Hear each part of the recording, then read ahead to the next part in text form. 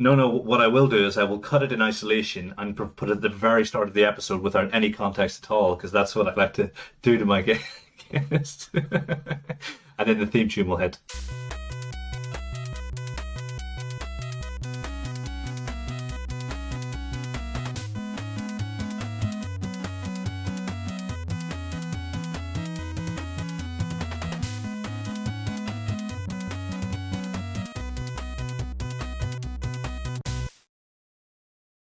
So welcome to Thinking Deeply About Primary Education, the podcast that makes time and space to really think about pedagogy, teaching and learning, professional development, anything of interest to time-poor and enthusiasm-rich primary teachers. This week, I'm joined by Neil Almond. Good to be with you all. Elliot Morgan. Hello, everyone. Adam Smith. And it's the return of the one and only Andrew Jeffrey. Good evening. Good to be with you. Now, today we're going to focus on learning objectives. But first, Neil, what you reading for?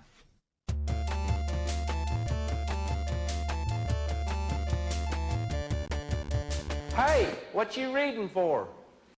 So I'm revisiting something that I knew there was a lot of information about this particular subject, so I've done my best to kind of read around as much as I could, and that's going back to Dylan Williams' Embedded Formative Assessment book, which is one of those texts that I believe was always on the university to read list, and no doubt I bought the copy because I had a copy of it. Probably didn't read it as much as I should have done on the university course, but no, just really good stuff about formative assessment. That's going to be really helpful for the rest of this chat, and is well worth everyone having a copy of, just to dip in and out of, to look at all things in formative assessment. Elliot, what are you reading for? Neil's actually stolen mine because I also revisited that chapter from that book. So there'll probably be a bit of overlap in what we say. I'm kind of jealous that was on your university reading list, because our reading list at uni was more like how to teach mathematics in the outdoors and stuff like that. So anyway, I recently just finished though Daniel Williams' Why Don't Students Like School? I know incredibly late to the game there, but I found chapter 2 particularly to be incredibly useful. Anybody who's sort of in the process of designing a curriculum, I think it's essential reading. He's got those tidbits in it that's like factual knowledge precedes skill, and background knowledge aids comprehension, and so on and so on. What about you, Adam? What are you reading for? Well, I am reading, I've got something I'm actually reading and then something I wish I was reading.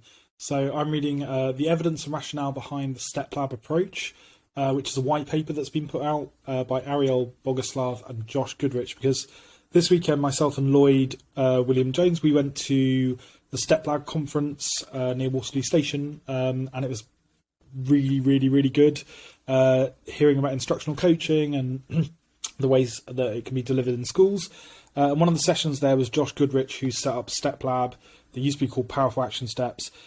And it was kind of a preview of a book that he's writing at the moment called Responsive Coaching, that hopefully is going to be out in the next year. And it's going to be like, I know we say things are a game changer all the time, but it's going to be a game changer. It's really, really good. Love that. And then in the meantime, I'm reading this white paper. So to kind of back up the way that they're encouraging schools to do instructional coaching, they've put together this really thorough research paper. And as much as I love reading the paper itself, it's one of those cases where the references are just as valuable as the paper. It's like a really nice summation of all the research that's gone into instructional coaching. And so the references are really good. So I know that's going to inform what I'm going to be reading over the next couple of weeks into the summer holidays. Andrew, what are you reading for? I'm reading this book, Making Every Math Lesson Count, by Emma McRae. I had the pleasure of, some nods there, of working with Emma at a conference in the Midlands recently.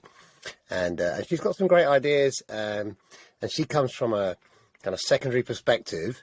But I think a lot of the ideas, such as, challenge and making, I'm really interested in her idea about making a skill very explicit at the moment. That's as far as I haven't got very far into it, but she was kind enough to give me a copy. And I just, it's good and bad, because I was going to do lots of work on the train, but I ended up not. And it's one of those books that you can dip into. You know, there are some that you've got to read front to back, and there are some that you can kind of dip into, like a sort of menu or an art gallery. And this feels like the latter. So I'm kind of enjoying that. Can I have a what I wish I was reading? Adam, is that right? As you have one of those, I wish I was reading the play script of A Few Good Men, because I listened to an Adam Sorokin interview the other day, and I heard he wrote it on cocktail napkins while he was a bartender, and that's kind of you can't handle the truth is kind of one of the great lines, and he wrote it on a cocktail napkin. I kind of love that. I just think it tells me something about the writing process, that sometimes we write. And it's not nice and orderly. You don't sit down and say, I'll write and have a coffee at 9 and write till 10. Sometimes the best ideas come to us at different times. So, yeah, for a totally different reason, that's what I wish. Kieran, what you reading? Yeah, that's so true, because sometimes you'll be as far from a pen as possible and divine inspiration will come to you, and you think, how quickly can I get back to my notepad or my computer so I can write it down? So I totally get that. I have been reading a blog by Jamie Tom. I think it's on his slow teaching blog, and it's called An Introvert's Guide to Public Speaking. And anyone who's ever spent much time with me will know that introversion is my sort of default mode. And it talks about how in his book, A Quiet Education, he sort of elaborates on how introverts can be really effective public speakers. And he outlines some key points as to what he thinks is important for public speaking and shows how that can marry up. And he says that he talks more about it in A Quiet Education, so I reckon I'm going to probably read that, because I do think that introverts can and should be really good public speakers and really good teachers as well, because sometimes it feels like, it's our profession is the domain of the extrovert, when actually that's not 100% true, because I wouldn't be here and I wouldn't be 15 years in the classroom if it were. So this week we're going to explore learning objectives. And I think my first question, I'm going to throw it to you, Elliot, but then we can bounce it around until we've got a really sort of robust definition. What is a learning objective? I would say that a learning objective is something that tells the learner what it is they're going to be learning about, or what it is they'll be able to do at the end of a lesson. As a result of their interaction with your instruction as a teacher or the task that they've completed. And it may even sort of outline the conditions in which they will do so, like to write a paragraph or something like that. But I also think it's not just a tool for pupils, it's also a tool for teachers, because it helps to guide their instruction and planning. I think from my university days, where it was very much learning objective heavy teaching, that's a very good straightforward analysis of what we term learning objective. I'm very happy with that definition. I think there's also the manifestation of like the learning objective in the classroom.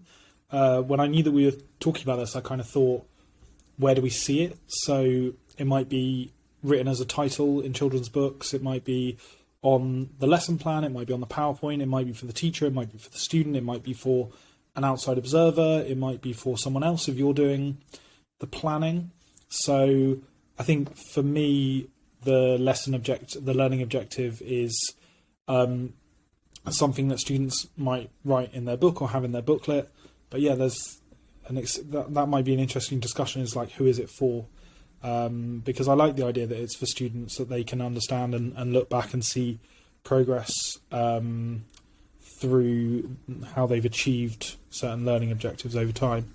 Yeah, I'm really nervous about my floodgates here, because I saw the questions you're going to ask today, and my first response to what is a learning objective was not printable, but my second response was a bit more grown up, and it was a hopeful, paradoxical wish. So I'm going to say it's a hopeful, paradoxical wish, and hopeful because that's kind of the easiest one. Like, I really hope this is what someone else will learn.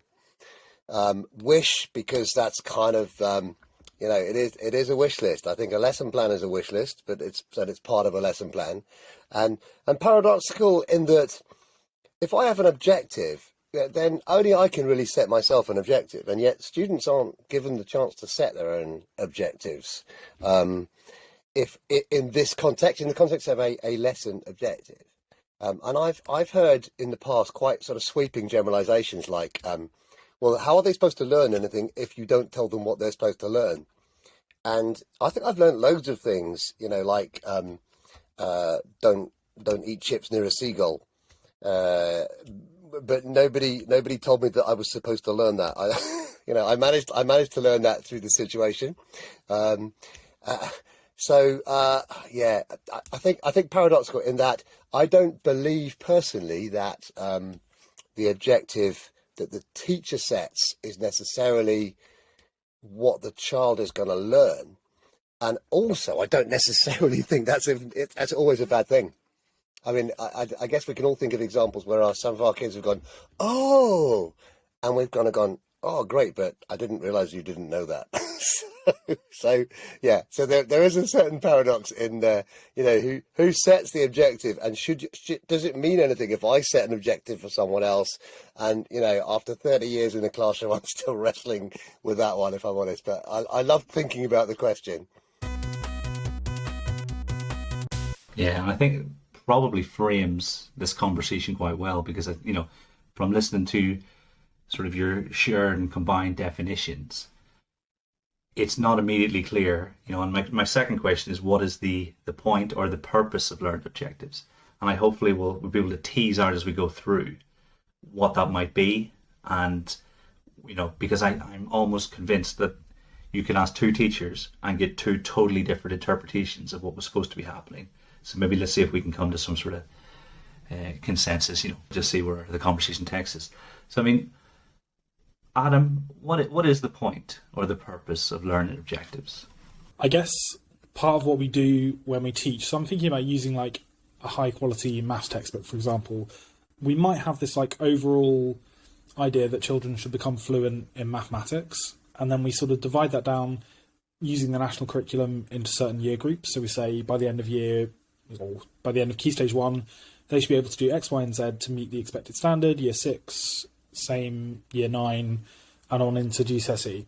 So we then subdivide that down, and then we say, okay, well, if we're going to meet the expected standard in year 2, here's what we need to start laying the foundations for in reception, same for year 6. So we gradually start with a massive chunk, break it down. And for me, a learning objective is a useful way of breaking that down into lesson-sized chunks. So I think learning objectives should be very straightforward, and I think they should be achievable, like visibly achievable, if we're going to use them. I ultimately don't. I think almost the term is so tarnished that it would be better to call it something else, or it would be better to refer to it as the purpose of a lesson or something like that. But say, for example, teaching maths today, I wanted my students to be able to round to numbers from 2 and 1 decimal places to 0 decimal places, and that was an achievable learning objective for my students. And it was simple and it was straightforward, and I could look in their books and see by the end of doing independent practice that they'd achieved it, and I knew at the start of the lesson how I was going to model it, scaffold it, do some guided practice on it, and then have that achieved by the end of the lesson. So I guess really utilitarian from my point of view, just as a unit of learning, just as breaking it down into a lesson-sized unit of learning, and then again breaking it down further within the lesson. So it's probably quite a boring answer, so sorry for that. But it's a utilitarian answer. No, and it wasn't boring at all. And so you're almost one in the camp of it's for the teacher because it helps them organise the journey in their head. I mean, I saw you nodding, Andrew. What were you thinking whenever you were listening to Adam speaking? Yeah, 100%. I think it's for the teacher. I think I couldn't agree more. I think it's for the teacher. I don't think it's for the student as much as the teacher. I think it really helps the teacher frame what they're going to do. But you'd have to be an incredible mind reader to know what 30 different people are going to learn. Because it's sure as heck won't be that every single one will learn the thing that you wrote, next to the short date, So I'd agree with Adam there. I think that's a really useful way to think about it. It's a tool to help the teacher. I mean, not having an objective for your lesson, that's a disciplinary offence. Surely you should know what the content and what the big ideas are for that lesson. But yeah, but any as I risk of repeating myself, but I'm just going to say, yes, I agree that it is a far more useful thing. It's almost like a list of topics and concepts as much as a learning thing, I think. So yeah, I'd go along with that quite happily. Yeah, I think I'd to not make this episode even more boring, but I agree as well. I think that's so much more useful for the teacher because it just provides you a mental model, a conceptual framework within the parameters that you actually want to teach the students in that particular lesson. Obviously, fully well knowing that half of them, again, will not learn what you expect them to learn because that's not the way these things work. So definitely useful for the adult. And again, I think you need to make sure you ideally, again, with something like mathematics, you will find your learning intentions from a scheme of work, your learning objectives from there's your other word for it, Adam. That's what I would grew up. It was always the learning intention. It was the LI. We were very much team LI, not team LO when I was training and all of this stuff. But definitely, you want to make sure you have those and they're of vaguely high quality stuff. I'm sure we'll get into the conversation of what makes a good one and what makes a bad one. But you'll definitely kind of want them before planning so you know the parameters with which you're working on within that lesson, so you know how to, where your main focus needs to be. And that transcends, all subjects, but that's what it's there for, so that and if you're in a multi-form entry school, hopefully then your partner teachers know what is going to be happening in that lesson if you have to do some joint planning, and it kind of gives them that parameters of where that lesson is then going on. I mean, you say boring, but I do think it's important that we establish the point of them, because I dread to think how many newly qualified or early career teachers have wasted time trying to work out how they should write a learning objective, because it can be different in one school from another, and that's missing the point, and it's focusing on the wrong stuff, So I think if we could have this shared understanding across the profession that here is the reason we do this and here is why it might be useful, that can never be boring, So don't sell us or yourself short. Like, going back to the sort of central question of like, what is the purpose of them? Intuitively, it just seems sensible, doesn't it, that if people like that, people should know what they're learning, and that the more clearly we communicate that to them, perhaps the more likely they are to then go and learn it. And like, we could as well believe the opposite to be true, that the more confusing the learning objective is, then the less likely they are to learn it. So yeah, ultimately, as everybody said, learning objectives help to frame the learning for the teacher and the pupil, because learning is a sort of goal-directed activity. We're trying to take pupils from A to B, whether that be within an individual lesson or across a unit. So for the teacher, it informs their instruction, and the pupil, it sort of guides their effort and thinking. And I say it sort of like frames their learning because, as Andrew alluded to, like, learning can and will occur without LOs or with them. Learning isn't reliant on there being an LO that's presented at the start of a lesson with 3 success criteria and so on. To sort of hark back to Adam's point about like, who is it for? Well, they're like, I see learning objectives as sort of a means through which to assess. So like, from a summative standpoint, they're for the teachers to help us to see if a learner has understood a lesson or not. But from a sort of formative standpoint, they help the learner in the moment to guide their understanding. It helps them to go and understand. But I think that's only true if a teacher has built up a sort of very specific culture around how the learning objectives are used in their lessons. I'm not convinced that with very, very young pupils that it would have that effect, but perhaps with older secondary pupils, it could. So yeah, I'd say it's definitely for both the teacher and the pupil. Yeah, Neil's point was great about worrying, and your point about worrying about how shall I frame it. I think that's broadly true in a lot of stuff that early career teachers feel they have to do in order to get myself in trouble here, but in order to fit in with the culture of the school, which is based on that particular ideology. I mean, the number of forms that we have to fill in and amount of data that we have to submit, and in the best schools that's used to inform next steps, but in in quite a lot of schools I suspect it's used to conform, not inform. And if we could spend less time proving and more time improving, I think we'd be a lot better off. So I think if we're doing learning objectives because we have to do them in this way or that way because that's how somebody high up in our organisation believes we should do them, then we're less likely to get the benefit. Morgs was saying, that there is benefit. The older the pupil, the more benefit maybe there is from being explicit. Although I suspect we'll find out later on, not always. But I think if we can spend time improving rather than proving and justifying, I think the world will be a happier place. So I'll get back in my box now. Also, when we think about purpose, certainly as when I was a teacher, not in any leadership position, I did kind of feel half the time the purpose was it was used for leaders to triangulate, my teaching. Was I doing the right thing? Was I teaching the things? And the way, because we'd have to, you'd have some really long learning objectives, which I don't think are particularly useful for the pupils to know.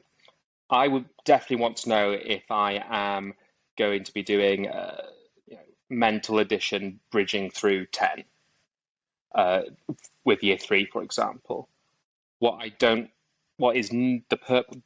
the purpose is not that 15 minutes of my 40-minute mental maths lesson is spent the children and literally have to write out LO to bridge through 10 when adding. But I was certainly coming up through education at the point where children would have to write that learning objective down in their book, because if it wasn't and the maths leader did a book look or a book scrutiny, I'd be picked up with the fact that there's no learning objective. The students definitely don't need to write that all out. If you're desperate for a title or something like that because you need to disprove that you are actually teaching children, then just get them to write addition down. There's no need. The fact that they write that down, bears no resemblance to what they won't learn it any better because they've written it down. And actually, you could actually find 10 more minutes worth of practice by not getting them to write tens of words down, whatever it might be. So when we think about the purpose again and the point, not something for the children, certainly not something to prove to management, something for the teacher to know so they know what they are doing at that point in that learning sequence. I think we'll talk about it a bit later, but about the time input versus the purpose. So for me, I'm fully willing to say that it's for my own benefit that I have these learning objectives, because I like to be able to see in a book what we were doing at any particular time, and if there's a book scrutiny, it provides useful context for me and for leadership to be able to say, well, look, in this lesson we were doing this was the particular outcome that we were aiming for. But I teach upper key stage 2, so that's not really a massive issue in terms of the time input. It's not an issue, because I think I read somewhere earlier, it might be David Didal's blog, that if it takes 3 minutes a lesson to handwrite a learning objective, then it actually adds up to 50 hours a year, or 10 full school days basically a year. So it's quite a big time input, and the benefit of that, we'll get on to talking about it later, is probably decreases massively. And one of the reasons why this was a big fad, sort of back in the, I don't want to call it the dark age, but back in kind of 2007, that sort of mid and early 2000s period, is because I think people did perceive it as being a benefit to the students. Like, they did think that this was something that provided clarity to students on what they were working on, or it helped students to understand like their learning journey or whatever it was. And I think now we should be open and honest and say, look, if we're writing learning objectives, then we're doing it for the benefit of organisation, which I think is fine. I think it's fine to aspire to have organised exercise books with neatly written dates and titles. Like, I'm not a teacher who thinks that is a waste of time. I think that's a good skill for students to learn. and we're doing it for the purpose of context, so that when we do book looks and scrutinies or whatever it is, that represents what's actually happening in the classroom, and maybe for accountability.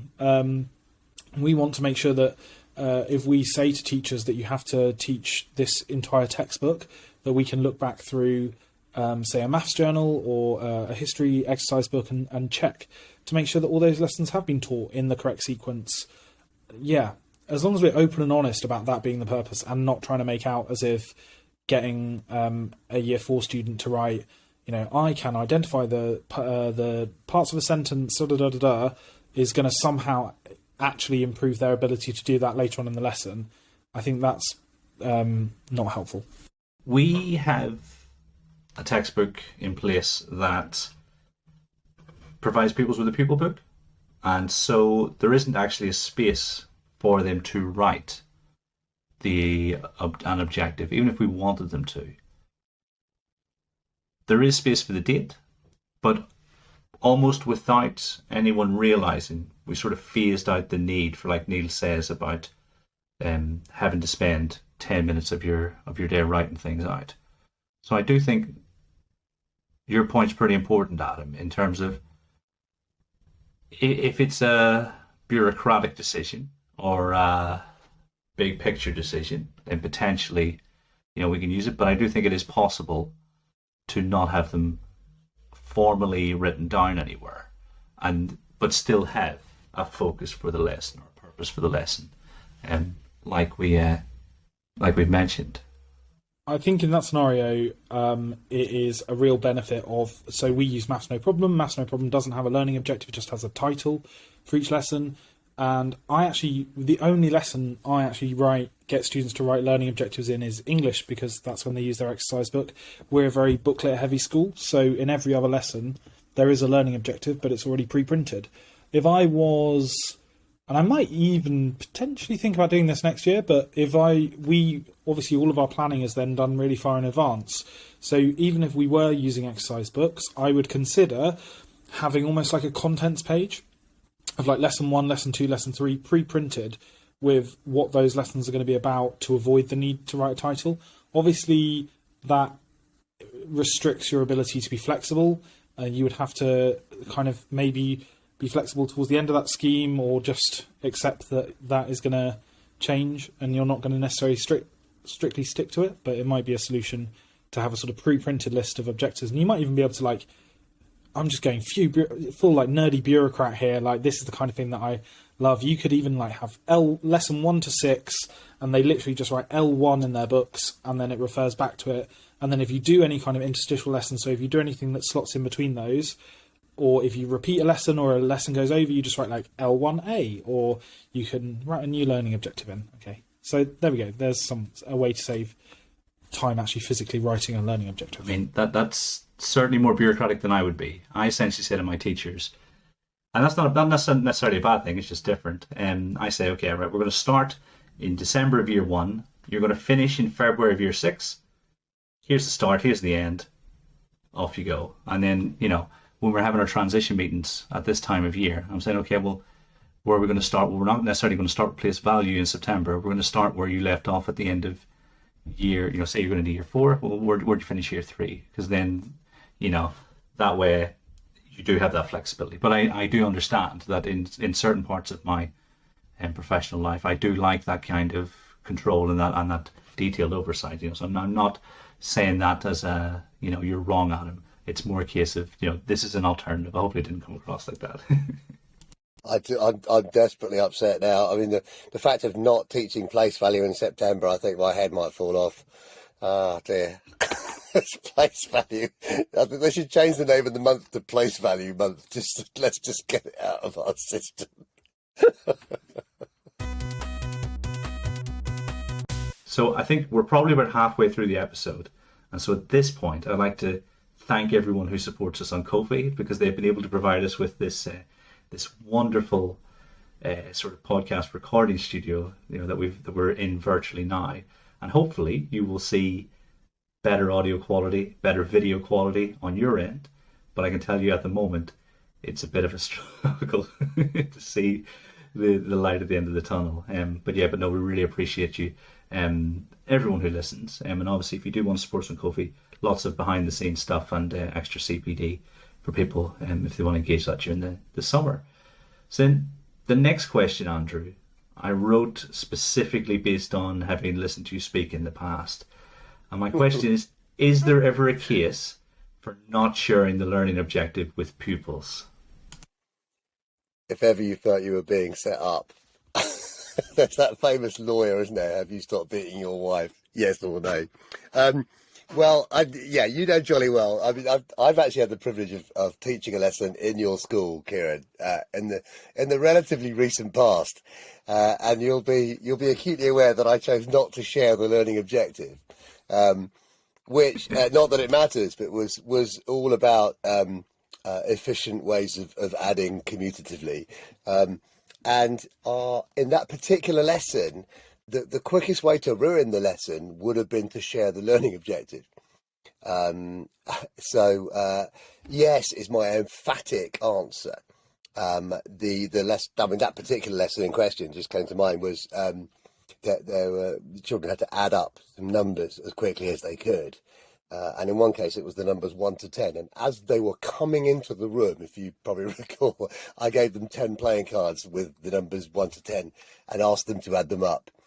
And I was walking around the room seeing whether anybody was putting them into pairs, so that kind of informed my the route that I would take, almost like a sat nav says in live time. Oh, this route would be quicker, or this route would be slower, or there's a traffic jam here. And I did actually notice one couple of children that put the cards into pairs. And that sort of informed the route I was taking. So, yeah, the short answer is 100%. There are some times when lesson design is improved by not sharing your objective. Yeah, for sure. I 100% agree. It's one of the bits in that Dylan William book, Embedded Formative Assessment, that he mentions how, in what he saw, which is very much American-based observations, but I think there are definitely parallels over to here in England. This idea of very much like wallpaper learning objectives, where it was very much it's on the board. When the kids come in, they write it down, well, like we just talked about, and then he goes in to say, well, actually, sometimes, particularly I think with like mathematical problem solving, if you're saying, today we're going to solve problems with the area of a triangle, well then actually you've taken a lot of that learning away from them, because you've told them straight away you're going to have to use the area of the formula for the area of a triangle to work these problems out. How much more richer and fuller would that lesson have been if here are some problems, take 15 minutes, see if you can work them out, what do you notice, all of that kind of thing, and then introduce the learning objective. Right, we need to, for some people that might be like, oh, okay, right, that's the prompt that they need to then go on and have a look and be able to solve it. Some of them, some students might say, oh, I've done 2 of these problems already, and I've had to use the formula for working out the area of the triangle on it. So is that what we're doing today? So I definitely think going straight in with the, this is the learning objective of the lesson first thing can definitely, spoil that learning journey that you are trying to create for those pupils. There's also a case for not sharing them when they're just poorly written or just poorly used. So Neil mentioned the Dylan William book earlier, Embedded Formative Assessment, and I'm just going to sort of touch on a couple of things that are in that book. So Shirley Clark talks about the idea of that sometimes learning objectives get confused with the context of learning in which they're being used. So like a common sort of learning objective you might see at primary is something like to write instructions on how to pump up a bicycle tyre. And it's like the actual learning objective there is to understand how to write instructions. The bicycle tyre is just the context in which it's being taught. And by putting it in there, sometimes pupils can confuse their learning with thinking it's just singular and to that context. And obviously that can be troublesome when we want to facilitate transfer long term. And I think Dylan William also talks about the idea of wallpaper objectives, the idea that you just show it at the start, as Neil said, and then never really touching it again. In my mind, that's kind of pointless. Referring back to it is going to make it much more impactful for learning. Elliot, that's bang on. In that book you mentioned earlier about why don't students like school, Willingham talks about this brilliant example where his students are measuring the area of their desktop in the classroom, and they finish, and by way of in quotes extension unquote, the teacher says, "Okay, so now what about the football field?" And they go, we haven't done football fields. and so that's exactly what you're talking about, right? It's kind of completely, well, I thought we were talking about desks, they have completely failed to understand that the objective was rectangular areas, and, the amount of flat squareness is what constitutes an area, regardless of size. So that's kind of really reminded me of that brilliant book you talked about earlier. I think at the heart of it, some of the most profound truths, a really well crafted sequence by the teacher, allow the truths to reveal themselves. If we think about, I always talk about Watson and Mason and their non-Euclidean circle, and they sort of convinced these teachers that they were making a straight line, but actually no, it was making a circle in taxi cab geometry. And if I think about Andrew, whenever we see you with the algebraic reasoning, particularly at Maths Conf 29, and we sort of brew out maths where the envelopes and the idea of knowns and unknowns, if you tell a pupil, right, today we're going to learn about unknown quantities, that's not going to mean much, but actually the 4 or 5 steps you take the adults in the room through, they just sort of, all these connections start pinging at the same time, and you can see it on their faces. I know certainly whenever I saw the first time, I was like, oh my goodness, yes, that makes so much sense. I think if you do say at the start, right, we're going to learn about algebra, you probably lose half the class, and 100% of the the magic, no pun intended, in the lesson. And I think it definitely applies outside of mathematics, but I think lots of us on this call sort of default to the most important of the subjects. Maybe it's the romantic in me, but if I wanted to convince you to climb a mountain with me by telling you the view would be awesome, to show you a photograph of the view beforehand would feel as kind of like a bit counterintuitive, really. I want you to enjoy the climb, as Miley Cyrus would convince us. Yeah, you're absolutely right. If I saw a view, I might not be as eager to climb a mountain afterwards. So, all this considered, Adam, how can we improve the cost-benefit ratio that's sort of inherent within learning objectives? Again, I am very much like, this is for the purpose of teachers, bureaucracy, leadership, organisation, not of a great import to students. So wherein the benefit is clearly, wherein the cost is really eating into lesson time, children aren't drilled in this, the routines aren't in place for this, the quality, like the tidiness of it, for me, part of that start of year routine is like, look, we orient our title on the left hand side of the page and our date on the right hand side of the page. We underline them neatly with a ruler. I reckon I can get my entire class to write the date and title in maybe a minute and a half, 2 minutes. Don't come to my classroom with a stopwatch and check that, but it's it's pretty speedy by year 5 and year 6.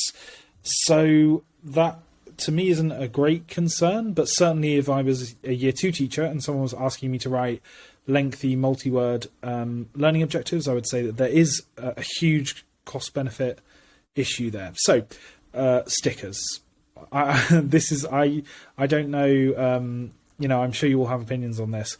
Pre-printed stickers, I have no issue with them whatsoever if you can do them quickly. So for example, like the start of the year is coming. I've already done all my book labels for next year in like a nice, they all look lovely in uniform, because I'm a nerd like that and I want everything to look lovely in uniform on the front of books. And if we didn't have maths textbooks, I would happily print out a date and LI on a little sticker to go in books, and I would get my students like trained into a routine of like, take a sticker, pass it back, take a sticker, pass it back, stick it in, something along those lines. But I'm sure that is it feels faddy. It feels like a callback to to yesteryear having LI stickers, but maybe it's actually the future.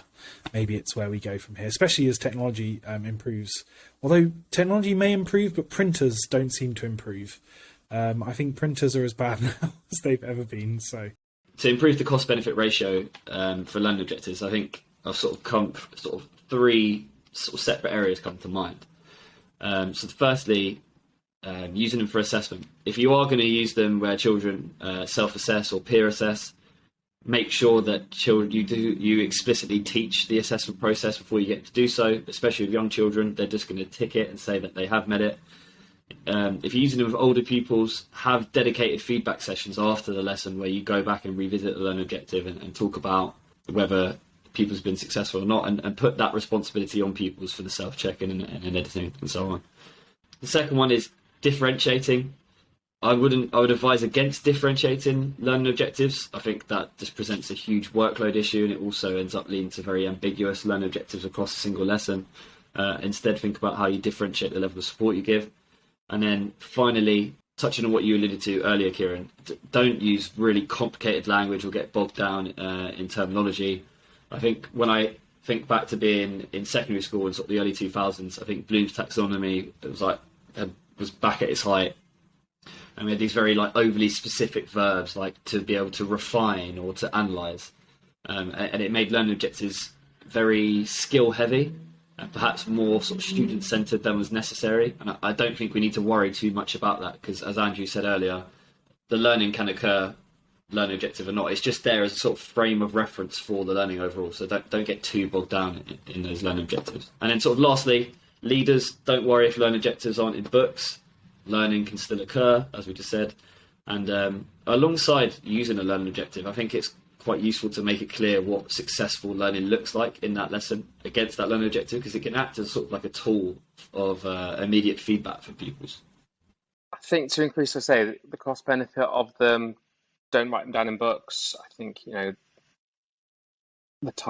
title is more than adequate. If you're learning adverbs, you don't need to write, to use adverbs of manner, LO to use adverbs of manner in a sentence correctly, just write adverbs of manner. It should be pretty clear from the outcome what's actually happening in that lesson. I don't really buy them as a particularly useful tool to hold teachers account to in terms of, what they've been attempting to teach the children. I think what we can also do is make sure that they are process focused and not product focused. And what I mean by that is that I see many learning objectives that confuse the particular task with the particular objective, which I don't think is particularly useful, because it goes back to why you write. If your LO is to write a letter, well,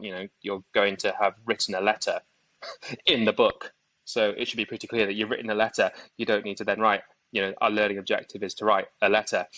Your learning objective for there is thinking about, well, what actually skills have you, or what bits of writing procedural knowledge have you taught the children, so that they can actually apply what they've learned perhaps in the context of a letter. So if you had to have a learning objective, that in the teacher's head, it should be, to apply the skills of fronted adverbials and subordinate clauses at the beginning of a sentence in the context of letter writing. But obviously that is still, far too much for actually the children to write down. And it's something that I do see quite often, this idea, we get that our learning objective, it gets confused with the task itself. I'm far happier with the idea of going back to the example that I used earlier. I may want to teach, mental addition through bridging through 10, but equally, by doing that, that is the task. My actual learning objective for them is to be able to add two-digit numbers effectively, or 2 digits and 1-digit number effectively, using that particular method. So I would say just be really clear that they are process focused and not product focused. That's the focus of a big part of your task design talk, Elliot? What should people who are interested in what Neil's just said be reading? There's something sort of similarly linked to that, which is by Wiggins and McTighe, which is the twin sins of curriculum design. And I think it's one is being activity focused, so you're perhaps too focused on what the task is like and how engaging it is, and the other sin I believe is being too coverage focused, so trying to get through content really quickly simply because you have a curriculum that you have to get through, and it's at the expense of any sort of depth. Yeah, that's wonderful. That reminds me of something I wrote down earlier, which is a really powerful quote from Caleb Gattegno, who said, "The power to learn rests primarily with the learner." So actually, if we're really honest with ourselves and we look in the mirror, we should stop lying to ourselves and stop calling them learning objectives and start calling them teaching objectives. But actually, I don't know, listening to what you guys just said there, I wondered about, I wanted to say many things. It was so sort of thought provoking. But could we get rid of it all and just have the lesson with which is called Today's Big Idea : which allows you to make your own meaning from it and your own sense. But again, always with that underpinning, that Adam started us off quite rightly with. We need to know what we want them to know, but it is at best what we hope they will. That was fascinating. Honestly, there's so much there. I often say to schools and to heads, think about all the procedural stuff that happens in your school. And every school, there are thousands of little things on there. But I've always asked myself two questions. Do they improve attainment? Or do they improve well-being? And if you can't answer yes to at least one of those questions, and maybe both, you really need to consider why you're doing it. And I think that's not to say that we shouldn't have some kind of objective. Of course we should. But Neil's idea about are you thinking about an objective or actually thinking about an outcome? Its outcomes is there something we know that we didn't know before? Is there something we can do that we couldn't do before? Is there something that we understand on a deeper level? I think all of those things are important, but sometimes we can make progress without showing progression. Like, I can feel more confident on this rung of the ladder than I was before, but I'm still on this rung of the ladder. I think I might have talked about this stuff before. And the terminology, sorry, cut as much of this out as you want. the terminology, I think Elliot talked about, the language. If I come up with an objective, right, today, kids, we're learning about square numbers. Now, there's two groups of kids in the class. Ones who think they know what they are because their dad told them, and ones who go, what the heck is a square number? And they're kind of on the back foot. There's nothing to hang that on. So I'd much rather make squares out of tiles and go, well, you can make squares out of 9, but not 8 or 10. I wonder why that is, and then come to the terminology later. But yeah, I think I definitely, having listened to everyone, I would change it to today's big idea, and get them to the point where they wanted to know what today's big idea was. That would be my optimum. Yeah, if they were excited to know what the big idea was, then I think maybe we're maybe somewhere along the right lines. With my coherence hat on, I'm thinking something like maths, which you can distill to some fundamental big ideas. Perhaps those, when you use real minute learning objectives, the big ideas are lost within those. Whereas if you just called addition for all the things that you did that included addition, that idea is potentially could be far clearer. And I mean, you're doing that for when it comes to adding fractions, when it comes to adding decimals, when it comes to teaching addition through bridging through 10, whatever it might be. But if you're just doing to add unit fractions, or to add fractions where the denominator is the same, and then you have another one to add fractions where the denominator is a multiple of another denominator, etc. If you just call it addition, then actually maybe children are far more likely to see that consistent element of what addition actually is, rather than just being a symbol that has 2 lines in it and, oh yeah, I do this and that means I do that. I don't know, just thinking out loud there, because what Andrew said made me think, which is why I love doing this. I was just wanting to come back on something that Elliot said, because so far we've talked about learning objectives, intentions, whatever you want to call them, as quite benign things. So they might be a tiny bit of a waste of time and a bit of a pain in the bum, but they are quite, benign, and maybe they're a good thing and maybe they're not. But actually there's two things that I think are actually really negative. So when we're thinking about cost benefit, this is actually, taking it's bad essentially. And number one would be what Elliot touched on slightly, which is differentiated learning outcomes. Now I know these are so old hat, but actually having visited quite a lot of primary schools recently, they're not dead, they're still out there. And I'm talking about your must, should, could. So your sort of all students will be able to achieve this, your mid-level students will be able to achieve this, and your gifted and talented students will be able to, actually do cube numbers by the end of the lesson as well as squared numbers. And that's massively damaging to your classroom environment, because you're explicitly saying that there is knowledge in this lesson or process in this or product in this lesson that is out of reach for certain students in this class. And that so then I think the thought occurred to someone at some point, well, what if they didn't know which students in the class would be able to achieve what? So one of my favourite little mutant things that popped up when I was searching for something a while ago, I won't be too specific because I don't want to upset the person who made it, was must, should, could differentiated learning outcomes, but instead of green, yellow and red, they were blue, green and purple, so that children wouldn't recognise that if they could meet the green one but not the purple one, that was somehow, there was no value judgment because they were just green. And my other massive mutation on that is maybe it was just a secondary school thing, but using the Nando's scale of extra hot, mild, lemon and herb. And I will confess, I didn't qualify that long ago, not long ago enough for this not to be massively embarrassing, that I have used the Nando's scale before in my planning very early on in my career. And I've said, oh, you've met the lemon and herb objective. Can we reach for the mild? Can we reach for the medium? And then the other thing was just a quick one on dead time. So my big bugbear with writing a lesson, learning objective in a lesson, particularly if it's long, I'm so in favour of keeping them short and basically titles with LO written in front of them, is dead time. So you can only progress in your lesson as fast as your slowest writer. So if you have to wait for them to write a full sentence, and quite often someone who needs prompting to pick up a pen, open the exercise book, do all this.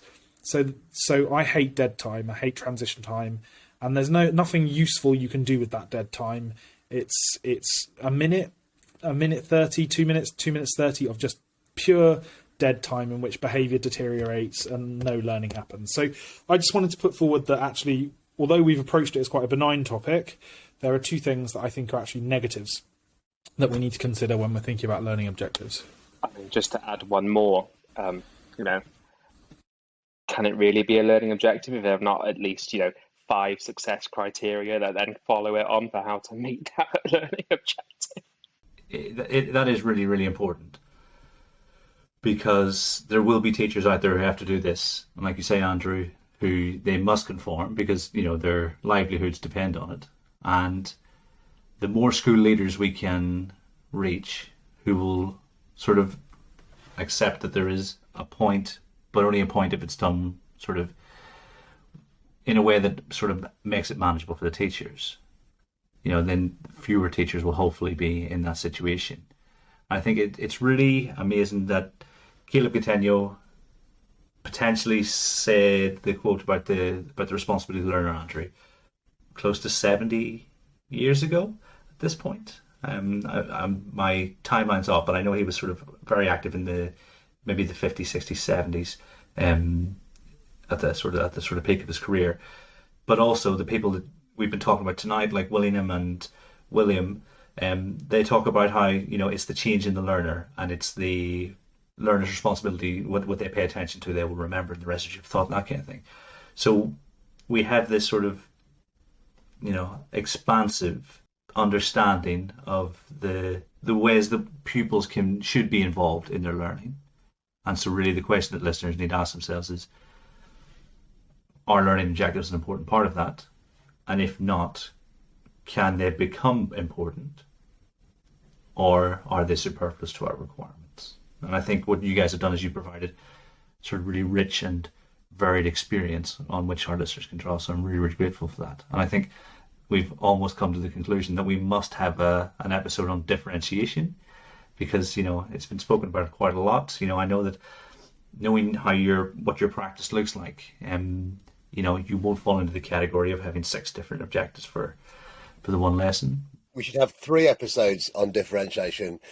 One for the really intelligent teachers, one for the majority of teachers, and then one for the really thick teachers where we could use really short words. Okay. That's excellent. Cold drop. I'm so sorry. You can either cut that out or just say irony alert in case I just get kicked off every possible forum ever. Sorry, I'll shut up. No, what I will do is I will cut it in isolation and put it at the very start of the episode without any context at all, because that's what I like to do to my guests. And then the theme tune will hit. But yeah, our listeners appreciate that. Yeah, it's tongue in cheek, but if we either laugh or cry, you know. So those are our 2 options. All that's left to do, you know, looking forward to that differentiation episode. All that's left to do is say thank you very much for joining me. Thank you very much, Adam. Thank you for having me. Thanks for having me. Enjoyed the conversation, guys. Thank you, Neil. It's been a pleasure to be back. And thank you, Andrew. That's a joy as always, Kieran. Thanks for having me. And to everyone at home, until next time, thanks for listening.